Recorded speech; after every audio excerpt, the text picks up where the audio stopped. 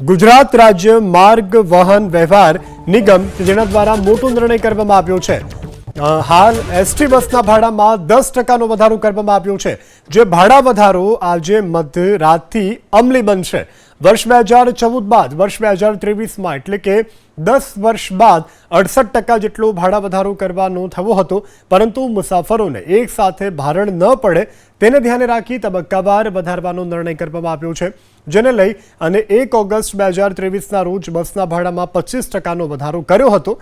આજ મધરાતથી જ આ નવો ભાવ જે છે, નવું ભાડું જે છે તે લાગુ થવા જઈ રહ્યું છે।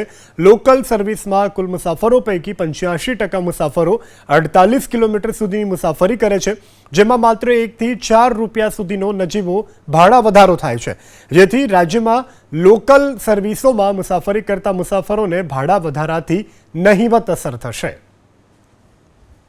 આજથી સમગ્ર ગુજરાતમાં દોડતી એસટી બસના ભાડામાં 10%નો વધારો કરવાની સત્તાવાર જાહેરાત કરવામાં આવી છે અને હાલ અમે છીએ ગીતા મંદિર એસટી બસ સ્ટેન્ડ ખાતે, જ્યાં આગળ અત્યારે અલગ અલગ જે બસો છે તે ઉપડવાની શરૂ થઈ ચૂકી છે। મુસાફરો કેટલાક જોડાયેલા છે આપણી સાથે, વાત તેમની સાથે કરીને પૂછવાનો પ્રયાસ કરીશું કે 10% ભાડા વધારાની સામે જે સવલત એસટી બસ દ્વારા આપવામાં આવી રહી છે તે યોગ્ય છે કે કેમ, અને તેમનું આને લઈને શું માનવું છે।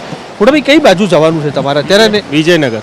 ઓકે, બસમાં તમે નિયમિત મુસાફરી કરો? હા, નિયમિત કરું। ઓકે, આજે રાતથી એસટી બસના ભાડામાં 10%નો વધારો થઈ રહ્યો છે, તેની સામેની વાત કરીએ તો આ વધારો તમને યોગ્ય લાગે છે ને? ખાસ તો સુવિધા જે મળી રહી છે તે કેવા પ્રકારની? સુવિધા પ્રમાણે જે વધારો છે બરોબર છે, સુવિધાઓ બરાબર મળી રહી મળી રહી છે।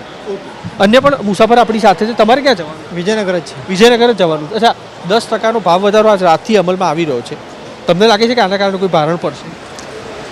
ભારણ તો નોર્મલી પડવાનું જ હોય, થોડું ઘણું તો।